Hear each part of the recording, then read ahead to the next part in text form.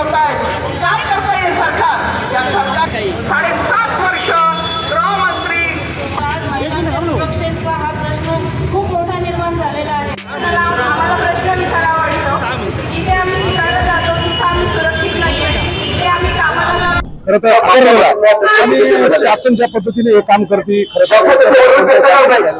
त्यांना फोडाफोडीच्या इंटरेस्ट आहे, विकत घेण्यामध्ये इंटरेस्ट आहे, नवीन योजना इंटरेस्ट आहे, पण सुरक्षित त्यांना इंटरेस्ट नाहीये। म्हणून सरकारला चले जाऊ म्हणण्याची अत्यंत तीव्र भावना या ठिकाणी नागरिकांनी येऊन आजचा बंद हा महाराष्ट्र पाडायचं पाप सरकारने केलेलं आहे। त्यांनी जरी कायद्याचा आधार घेतला असेल तर लोकांच्या मनात जखम ही खोलवर झाली। आता समाज हे पेटून उठलेला, महिला पेटून उठलेला, उद्याच्या काळात जर का 3 वर्षाची मुलगी जर का सुरक्षित राज्य कोणत्या पद्धतीने चालतंय सांगण्याची गरज राहिलेली नाही। की लाडकी बहीण योजना नुसती जाहीर करून त्या ठिकाणी आम्हाला आमचं संरक्षण तुम्ही देऊ शकणार नाही। पहिले तर महिलांच्या सुरक्षेच्या बाबत, विद्यार्थिनींच्या सुरक्षेच्या बाबत, शिक्षिका असतील, गृहिणी असेल, प्रत्येक महिला घटक त्या ठिकाणी त्यांच्या सुरक्षेचं काय हे राज्य सरकारने त्या ठिकाणी जाहीर करावं। आज आमच्या नगर शहरामध्ये स्थानिक महाविकास आघाडीच्या वतीने त्या ठिकाणी आम्ही निदर्शने केली, निषेध व्यक्त केला। हे निषेध व्यक्त करून या ठिकाणी आम्ही काही गप्प बसणार नाही। आमची एकच मागणी होती की या ठिकाणी राज्य मंत्रिमंडळाला कुठलाही त्या ठिकाणी कायदा बनवण्याचा पुरेपूर अधिकार आहे आणि हा आदेश जारी करू शकतात।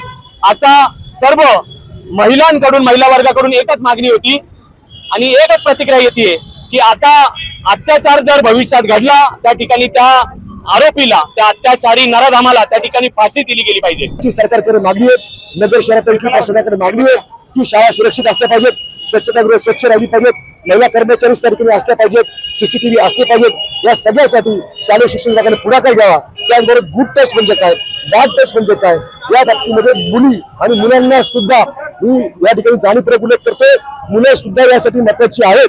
तर त्या बाबतीमध्ये सगळी काळजी घेण्याचं काम जे ते करावं, अन्यथा भविष्यात काँग्रेस पक्षाचं महाविकास आघाडीच्या वतीने कठोर स्वरूपाचं आंदोलन त्या ठिकाणी आम्ही रस्त्यावरती उतरून शिरल्याशिवाय राहणार नाही। महायुती प्रणित बदलापूर मधली जी शाळा आहे त्या ठिकाणी 3.5 वर्षाच्या चिमुरडीवर लैंगिक अत्याचार झाले, खऱ्या अर्थाने त्याचा निषेध करणं मूर्खपणा आहे। कारण दर वेळेस आतापर्यंत एवढ्या घटना घडलेल्या आहेत, त्याचा निषेधच करत आलोय आपण, मेणबत्त्या पेटवत आलोय, निषेध करत आलोय।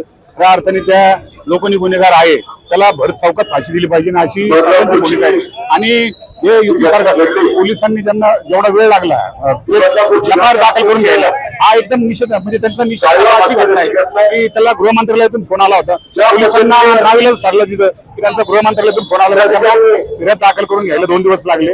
आणि त्याच्यावर या निमित्ताने बदलापूरकरांना सांगितलं की त्यांनी या घटनेचा सर्वांनी जागे घेऊन चिमुरडीवरचा अत्याचार झाला, कुठलाही राजकीय वारसा नसताना आणि राजकीय प्रेरणा असताना त्यांनी जी घटना त्याचा सोक्ष लावला, 11 तास रेल्वे थांबवली। त्याबद्दल पुढच्या काळात आम्ही पूर्ण महाराष्ट्र त्यांच्या बरोबर राहील।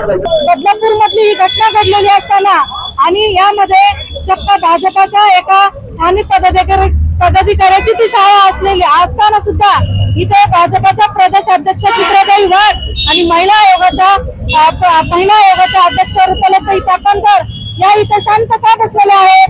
ती मुलगी नाहीये का? ती चिमुरड्या मुलीवर जो काही अन्याय झालेला आहे तिला न्याय मिळावा अशी त्यांची भूमिका नाहीये का?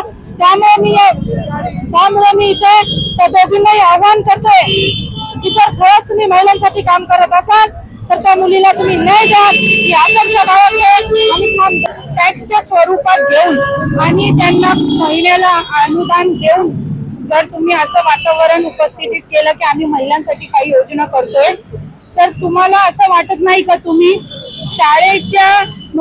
शाळेपासून सुरुवात करायला पाहिजे? लहान मुलींना सेल्फ डिफेन्स ट्रेनिंग प्रोग्राम प्रत्येक शाळेमध्ये कंपल्सरी करून त्यांना स्वतःचं संरक्षण स्वतः करण्यासाठी सक्षम करण्यासाठी काहीतरी पाऊल उचलले पाहिजे।